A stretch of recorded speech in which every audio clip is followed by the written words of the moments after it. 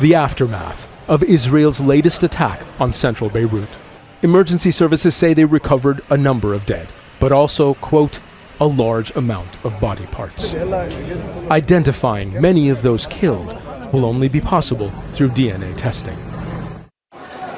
A pre-dawn strike in the Basta neighborhood, multiple missiles fired into a densely populated residential area, one of Beirut's busiest, making high civilian casualties inevitable.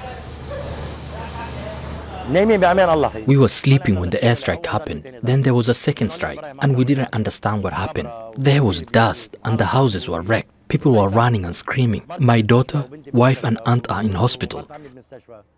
A few hours later, Israeli threats followed by more airstrikes on Beirut's southern suburb.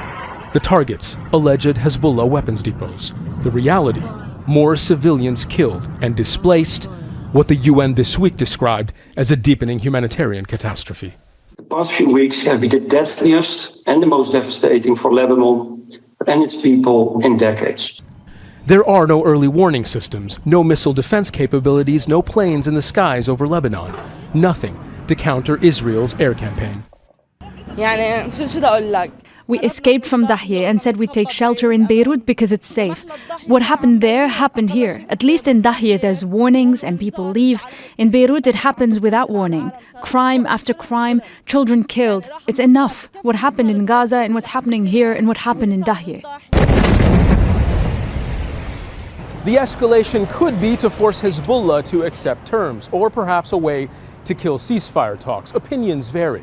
But if its actions over the past year are anything to go by, Israel's appetite for war far outweighs its desire for peace.